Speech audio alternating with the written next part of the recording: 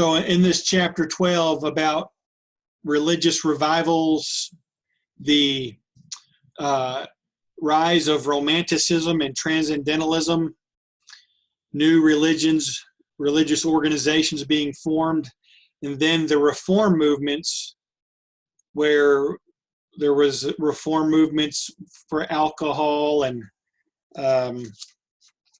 other issues of the day. The anti-slavery movement also gained steam during this first half of the 19th century.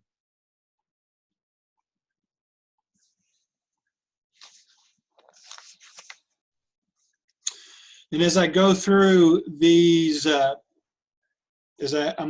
kind of outlined this last section. I'm going to tell you things that you'll need to know for the test, so you can already have those with you. But and this is on page 412 if you're following along. But the first organized emancipation movement was started in 1816. Now you had, of course, before that, individuals, maybe small groups within cities, women's groups, church groups, that would have denounced slavery. But the first organized, large scale, I guess we would say, emancipation movement was the American Colonization Society, formed in 1816.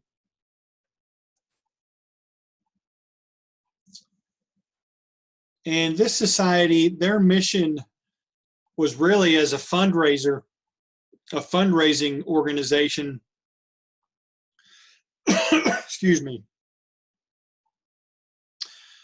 Their beginning stages was fundraising, and then as they raised the funds, their goal was to, and they did do this in 1821, they bought land in West Africa, and their goal was raise money and then repatriotize African Americans back to Africa. African Americans that were in the United States. So 5 years after they were formed in 1821, they did acquire land in West Africa. They named it the Republic of Liberia, but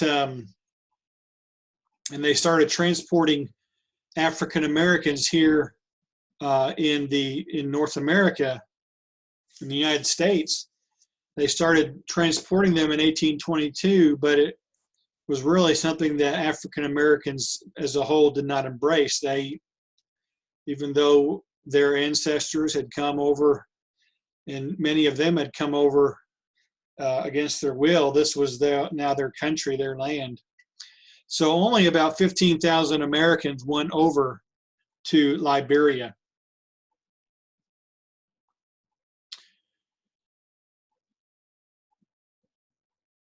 And you can see that this was not of the purest motives. Part of it was blacks that gained their freedom. Well, we don't want them still around and spreading ideas to enslaved African Americans about freedom. So let's get them out of here so that it will not cause problems for those in the South. Now, for the most part, the people in the North were against slavery, and they were hoping that eventually it would just die out, the majority of them. These people are called gradualists, and you'll need to know that for the test. It's on page 412. Gradualists.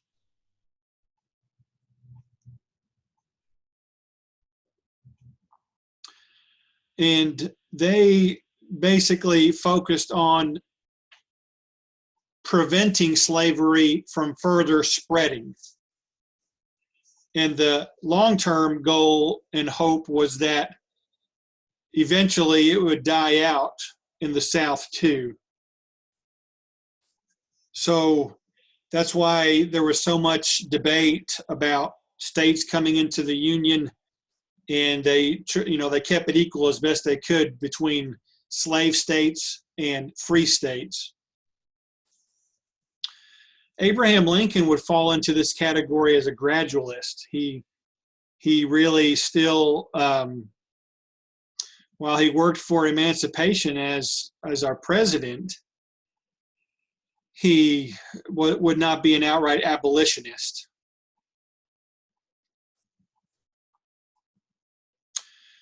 The abolitionists were also known as, and this is the term you need to know for the test, immediatists,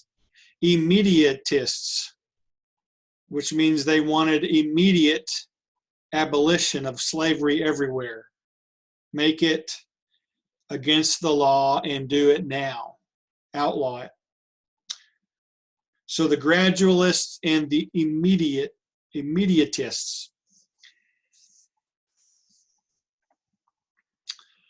And out of the immediatists comes the abolition movement.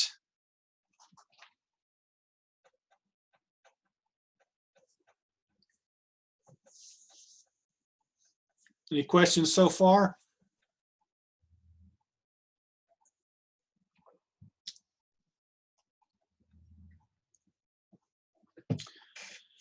So that first group that we talked about, the American Colonization Society, they would have been gradualists.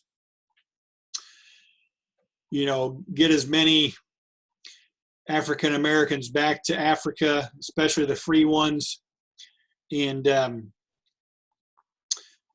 hopefully it will, whatever remains in the United States will die out. The first big the first big, it's not an organization, but it's a newspaper.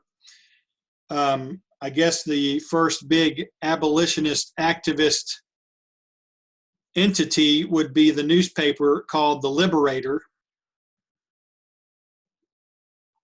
That was in 1831.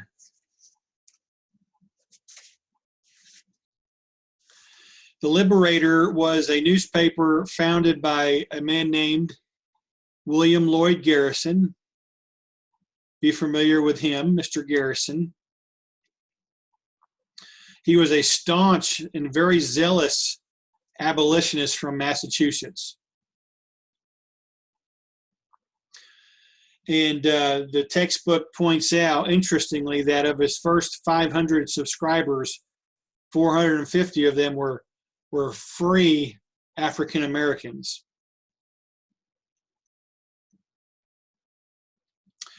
And this became the voice of the first civil rights movement. So be familiar with the Liberator. Because newspapers were a type of media, not as much so today with social media. Newspapers are kind of dying out, but back then newspapers were a major way to influence society. So this was a major voice, where this was the voice of the first civil rights movement. Now, Garrison was a fierce abolitionist. He even made the whites in the North angry with him. And I believe it's the Georgia state legislature that had a bounty on his head to anyone who had kidnapped him and bring him to Georgia for a trial. $5,000. But Garrison was also very careful to, in this way, he's kind of a precursor to Martin Luther King Jr. He was very careful that they did not preach rebellion. They did not preach violence. They didn't want a bloody insurrection. So they did advocate that slaves gain their freedom any way that they could, but don't do it in a violent, bloody way.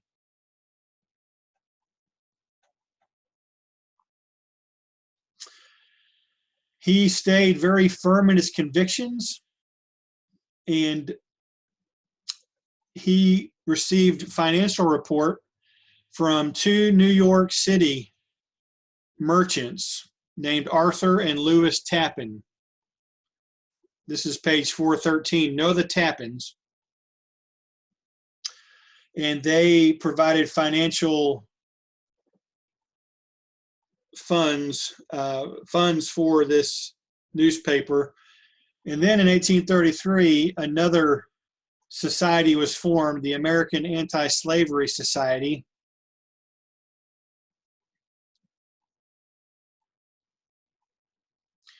And this was a diverse group of religious people like the Quakers, free blacks, and other evangelical Christians.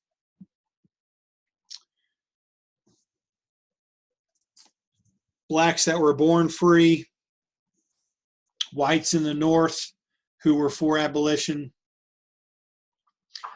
Interestingly, also in 1833, and this would have an effect, but in Great Britain, Parliament outlawed slavery in 1833 with their Emancipation Act.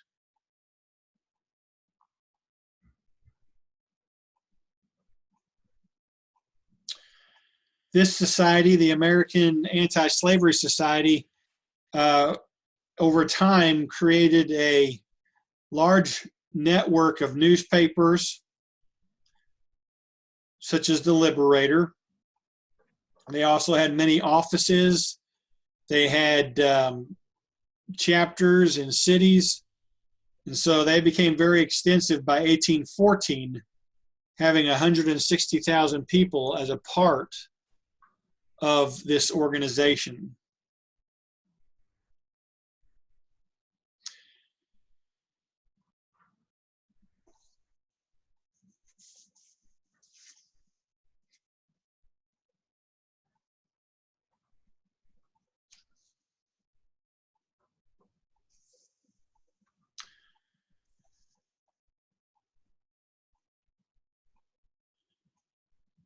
This group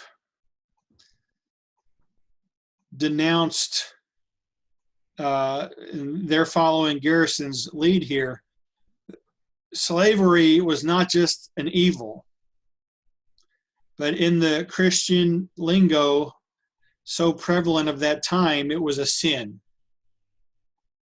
And God was against it, and they, as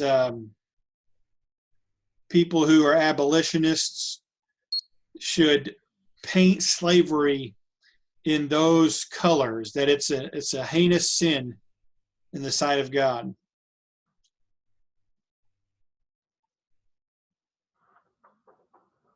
That's why it must immediately be done away with.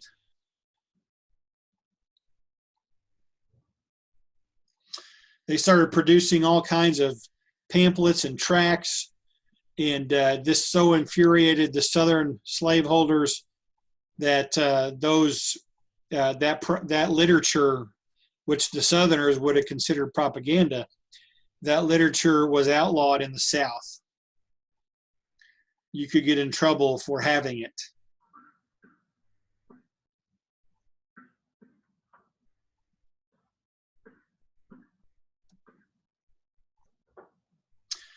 So be familiar with the names that I've mentioned so far: William Lloyd Garrison, Arthur and Lewis Tappan, and then one that I haven't mentioned yet but is on page 413, a free black man named David Walker from Boston. He published a pamphlet in which he pointed out the hypocrisy of Christians in the South for defending slavery. And he also urged, and this was kind of shocking to even whites in the North, people like Garrison, he urged the slaves to revolt in the South. So David Walker, know about him.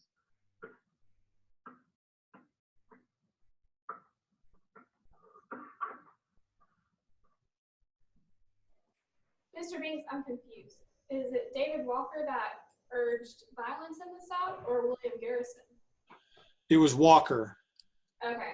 Walker, a free African American in Boston. And so this Garrison did not urge violence and insurrection. He wanted slaves to seek their freedom any way they could up to that point. You know, don't become violent. So this led to a split in this movement, this American Anti-Slavery Society. The two financiers, the Tappins, and their supporters broke away and formed the American and Foreign Anti-Slavery Society.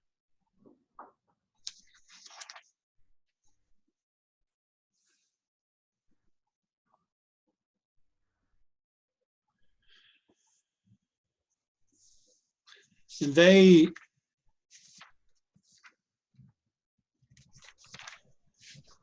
did not like the way it was going. Now Garrison continued his crusade and continued to fight for equal and legal rights for African Americans.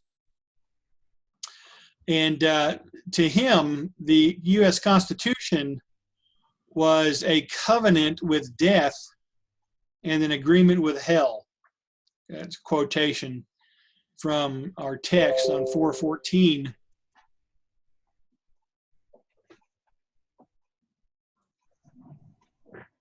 Because it still allowed slavery.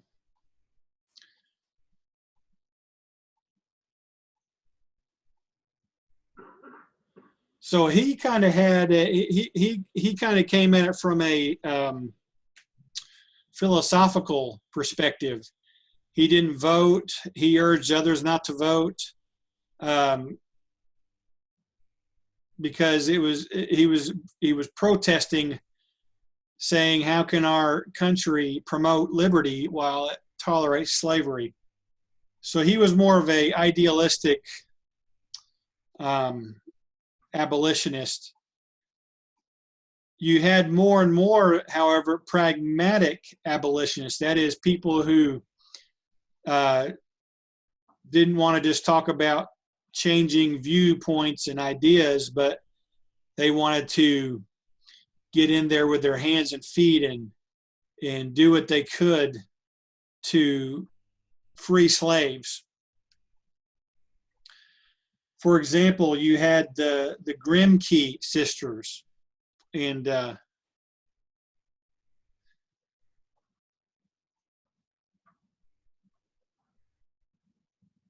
they were two ladies that grew up in South Carolina, very wealthy. They had a household that had African American slaves in it, but as adults, they came to renounce that and become staunch abolitionists. They traveled throughout the North and would speak against slavery and also for women's rights. They also were on the forefront of two big issues: abolitionism and feminism. And they caused a lot of upheaval, especially with men, because remember, there was the cult of domestic tranquility, right? The men were to be in the society and the workplace, and the women's sphere was to be in the home. So a lot of men didn't like these two sisters going around speaking. But they went around and they proclaimed that men and women are created equal. And not only did they want to abolish slavery, but they also wanted to take down the cult of domesticity. Women as only able to function in the domestic sphere in the home.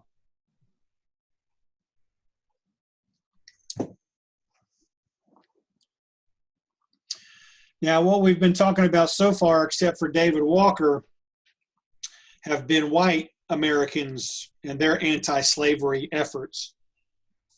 At the same time, there also arose African American anti-slavery activity.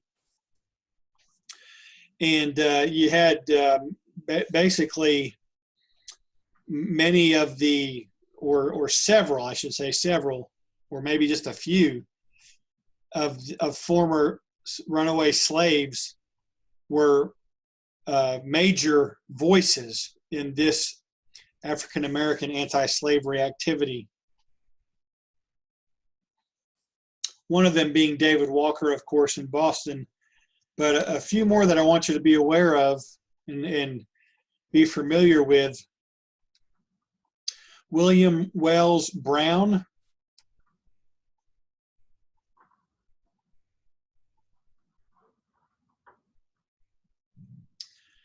He escaped when he was 20 years old from his owner, who was a steamboat pilot. And he was from Ohio. And so he escaped and moved to Boston.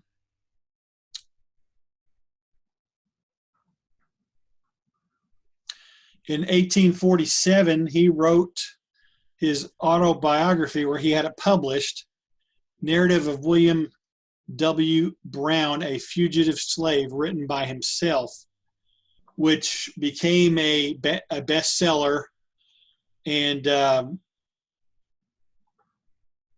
really thrust him into prominence. He also gave many speeches in America and Europe calling for the end of slavery, and also for equality for blacks and women.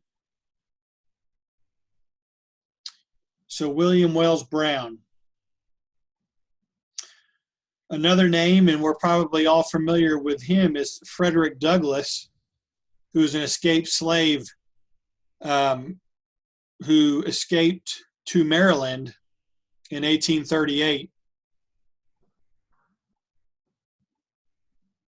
He eventually made it to New York City, where he was protected by abolitionists there. And eventually then he went to Massachusetts because of the danger in New York City. He heard a speech by William Garrison against slavery. And at that time, he really connected strongly with what Harrison was saying. 2 years later, he again heard Harrison, and for him it was, I would say, we might call it in lingo that we're familiar with, it was his calling. And he decided on the spot after that second speech to become an abolitionist. And so the Massachusetts Anti-Slavery Society recruited him and became a speaker on their behalf, speaking in New England, across New York State, all the way to Ohio and Indiana. He eventually also published a narrative of his life in 1845.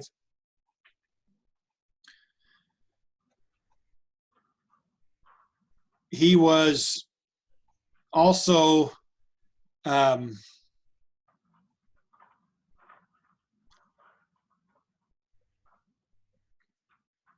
danger to the Southern slaveholders, and so they wanted him dead too. Eventually, he went to Great Britain and spoke there, and when he had earned enough money, came back and bought his freedom. He then started a newspaper for blacks called the North Star in New York. And that is a reference to the point of reference that guided many runaway slaves, the North Star. So Frederick Douglass, William Wells Brown, and then one more that we'll look at before break. A female named Isabella Hardenberg from New York. In 1843, she had an experience in which she felt like God told her to travel up and down the land, to make these sojourns up and down the land and preach the truth against slavery. So she did that, changing her name to Sojourner Truth. Be familiar with Sojourner Truth. And not only did she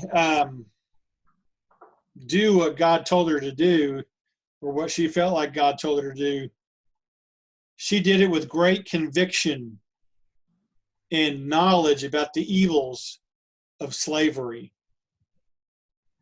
And she also was an advocate for the equality of women. And again, she was a powerful personality. Again, as she called for the immediate abolition of slavery, as she pointed out the evils of slavery, she was not, she was greatly disliked and hated by Southerners.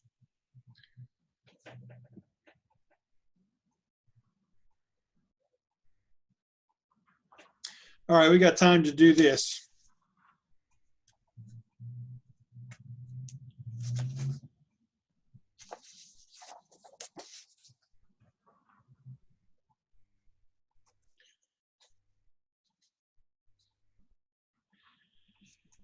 So along with these anti-slavery societies being formed, and you had both white and African-American anti-slavery societies, and you had several prominent, influential speakers against slavery. At the same time, you had in the upper South, the upper portion of the southern states, and also the border states, you had what was called the Underground Railroad,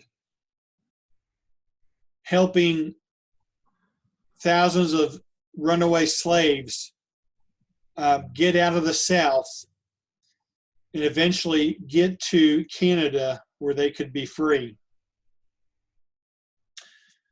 This was not an actual railroad, but it was a code name for a large network of secret routes, safe houses, where people who were abolitionists would take these runaway slaves at night, usually, to get away from their slave owners.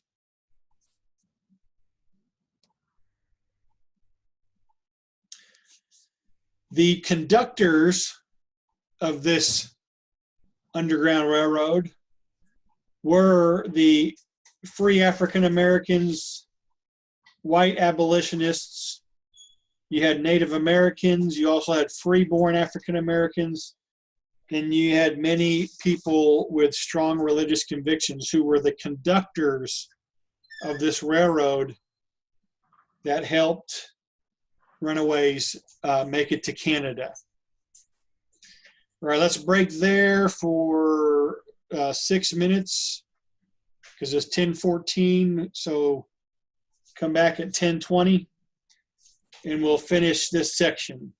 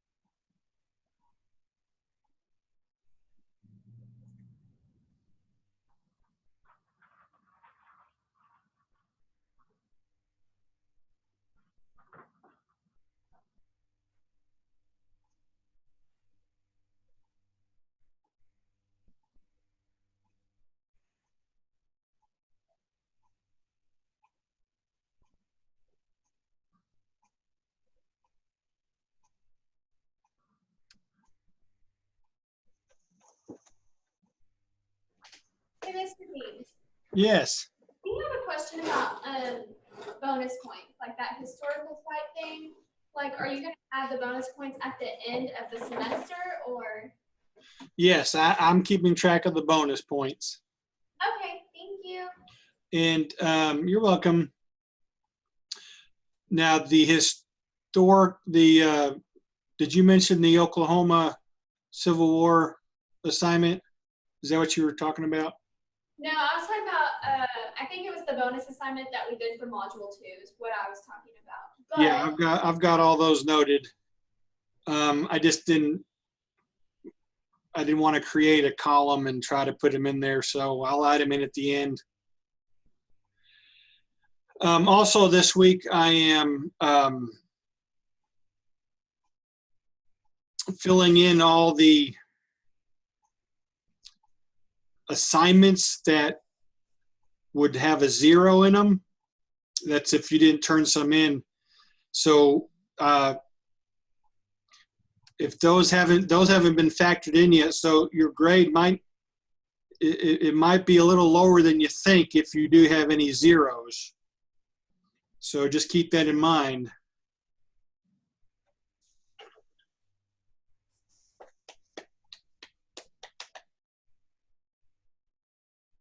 Because I've got to go back in if you did not turn in an assignment, it doesn't automatically put in a 0. I've got to go back and do that manually. So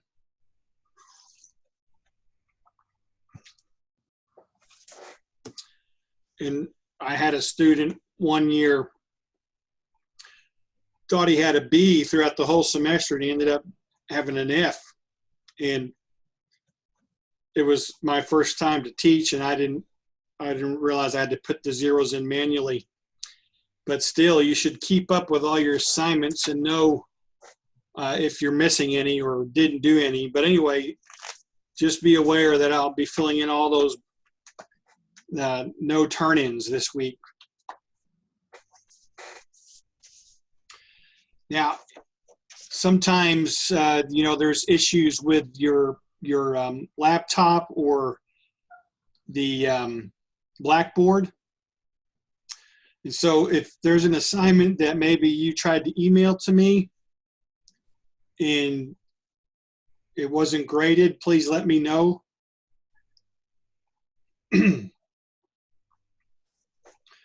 I try to keep notes on everything, but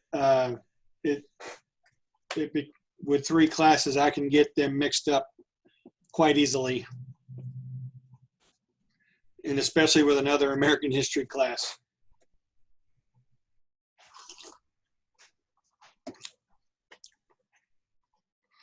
So the Underground Railroad, and these safe places would, they might hide them in their barns or the attics of their homes, their basements, whatever they needed to do to get them from station to station and eventually to the Canadian border. So over a 40-year period in that first half of the 19th century, tens of thousands of runaway slaves escaped to the north.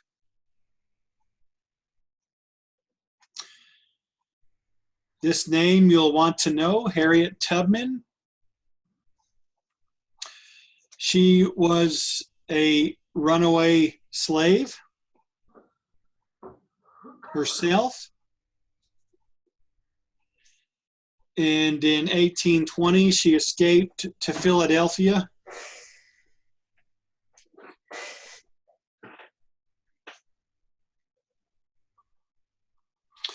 I'm sorry, she was born in 1820. She escaped to Philadelphia in 1849.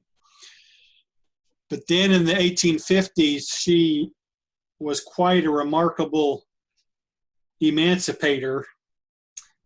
She returned to the South 19 times and eventually helped around 300 more slaves obtain their freedom, including her own parents.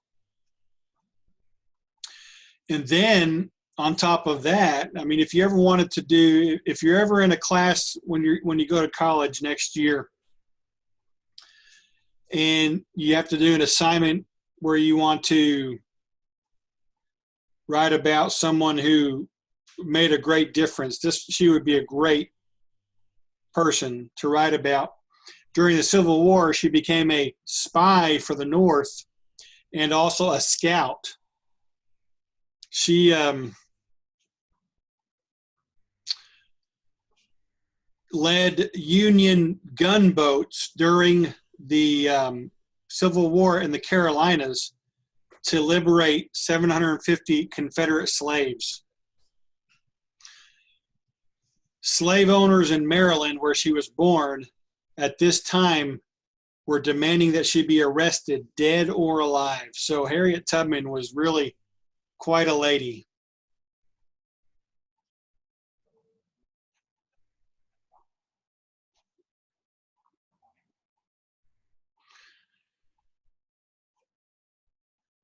What were the reactions to abolitionism? Of course, there was hostility, primarily from the South, but you even had whites in the North who were hostile to abolitionism. While they might have wanted to get rid of slavery, there was still a racial prejudice, and again, different than the racism of today. It was kind of a Darwinian racism in which they felt like the whites were a superior race. So you had very, very degrading things said about African Americans, like they wouldn't work as hard if they were free. They might cause problems with thievery and things like that. So very, very degrading comments because of simply their race. In the South, one of their reactions was to come up with a defense of slavery. For example, John Calhoun, the South Carolina legislator, told the Senate, the United States Senate, that slavery was not evil. In fact, it was a great good rooted in the Bible. He said that none of the Africans that were brought to America had never existed in such comfortable, respectable, civilized condition as that which was enjoyed in the southern states. This is a quote of his on page 419.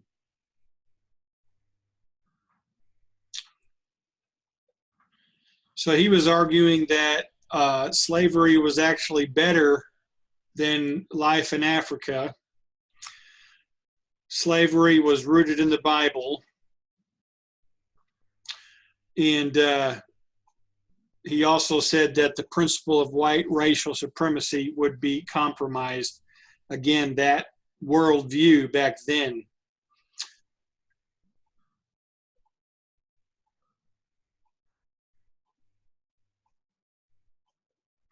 So those were the reactions to abolitionism.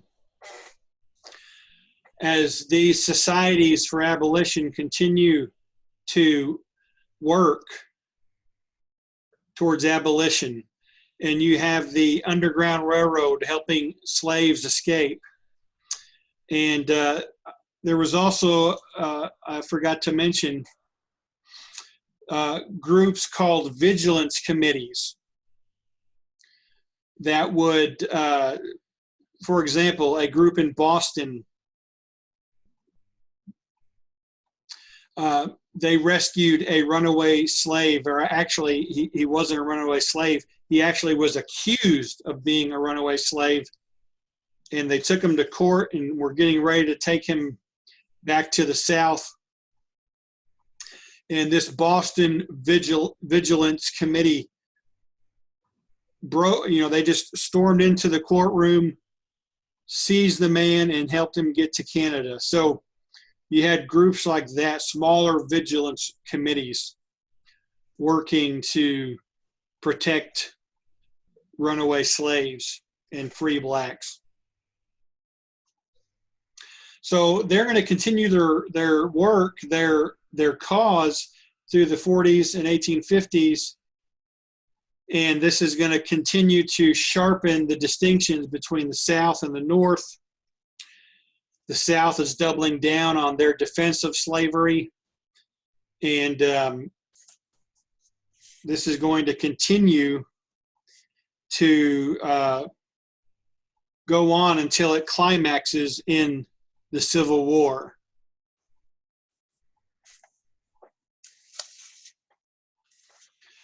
So there were several names that you need to be familiar with in the anti-slavery movement.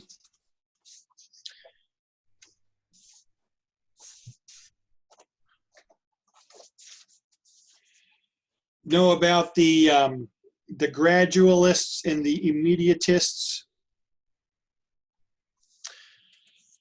With William Garrison, understand that the paper he started was The Liberator. I would also know Frederick Douglass's paper, The North Star.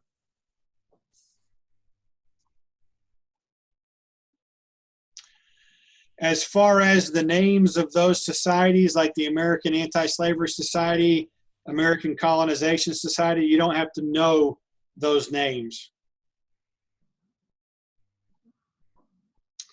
But know that the movement started out with gradualists and then moved to abolitionists.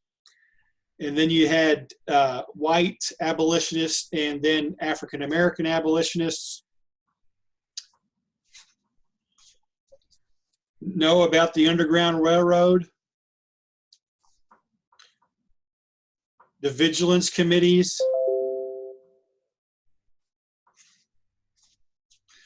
and also Harriet Tubman is the name that needs to be in with those other names.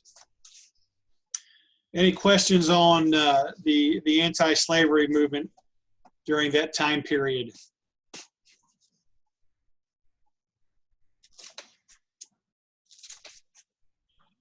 So we're going to begin chapter 13 now. Mr. Banks. Yeah.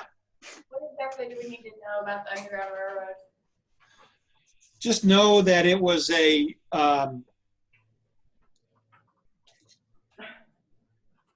network that was mainly, remember, it was in the Upper South and the border states of the South and the North.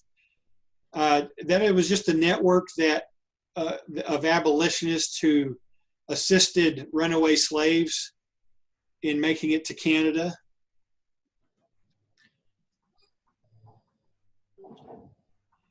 Slaves that were located in the extreme south of the Southern Territory,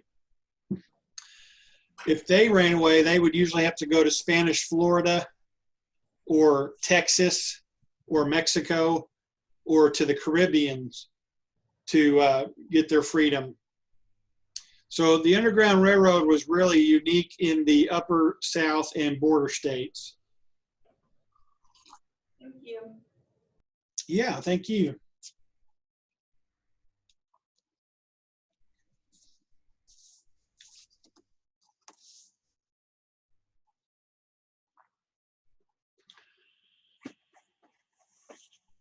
During the first half of the 19th century, the United States government continued to push expansion to the West. So we're going to talk about that for about 10 minutes now. And then the second part of the chapter that we want to hopefully complete on Thursday, because I don't think we're going to finish Western expansionism. But the second part of the chapter will focus on the southern, events leading up to the South seceding in 1860, 1861.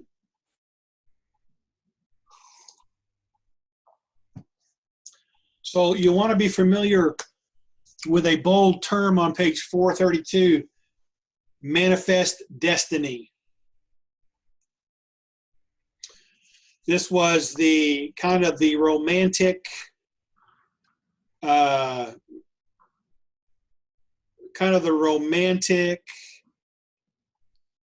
dream-like term for United States expansionism. It was the belief that the United States had a God-given destiny and even a right to extend its land holdings to the west. And even though our Constitution did not set up an official religion, we were considered in many people's minds as a Christian republic. And we were a champion of capitalistic civilization. And so we had this manifest destiny. We had this God-given calling and right to go across from the Atlantic all the way to the Pacific Ocean and set up this it's kind of a rethinking of John Winthrop's City on a Hill sermon with the Pilgrims, right? They were going to set up Providence Plantation as a city on a hill that would shine back to England and show them how to set up a Christian, a Protestant nation. So this is kind of a 19th century take on that, except you got capitalism mixed in and you have acquisition of land. And this phrase, manifest destiny, it was never an official government policy. This was a phrase that was coined by a journalist, and it kind of embodied that spirit that many people had about expanding.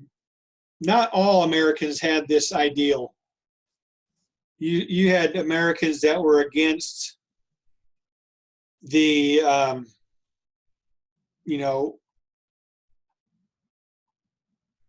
stealing of land from Native Americans, fighting Britain and Spain for some of their territories. You had Americans against that. You had politicians against that. But overall, we could say a majority of the population kind of embraced this manifest destiny.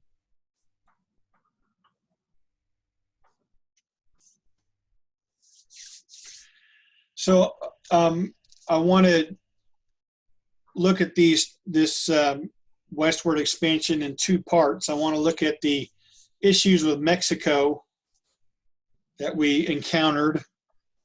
And so if you have your book, we're going to jump over to page 438. And we won't finish that, so we'll pick up with Mexico on Thursday. But we'll look at the issues with Mexico, which included, let me just put this map up for you. This will help.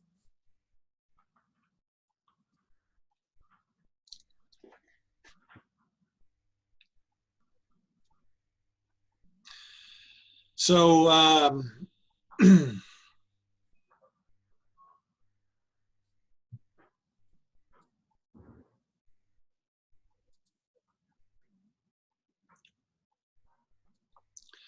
so American expansion, when we say Texas was annexed in 1845, it's not just the traditional area of Texas that we know, but it goes up all the way to here, and this map here shows you even better.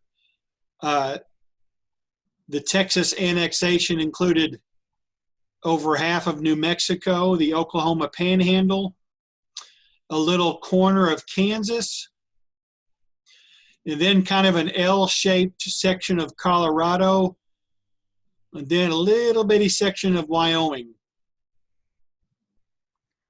So this was part of the Texas annexation in 1845.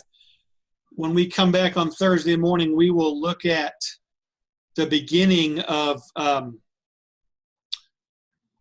our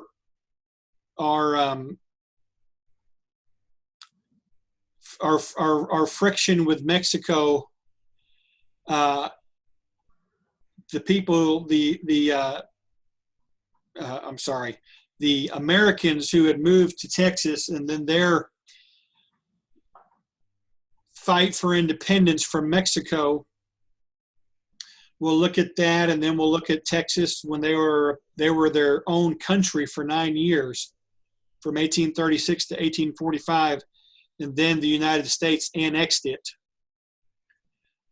And then also our dealings with Mexico will include California, Nevada, Arizona, New Mexico, and also parts of Colorado, Utah, and Wyoming. So our dealings with Mexico at that time deal with all of this area. And then the second part of the westward expansion deals very shortly with the Oregon country, which we had differences about with Great Britain. So we will finish that up Thursday, first thing, and then we'll hopefully finish chapter 13 on Thursday, as we then look at the increasing tensions between the South and the North, and leading up to the cessation of the South from the Union.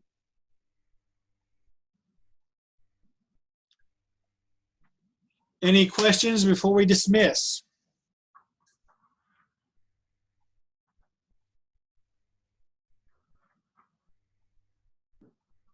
So no manifest destiny, along with those things with the anti-slavery movement. And we will see you on Thursday morning. Have a great day. Hey, by the way, Ethan Blankenship was here from Spiro. Okay. Thank you. Got that.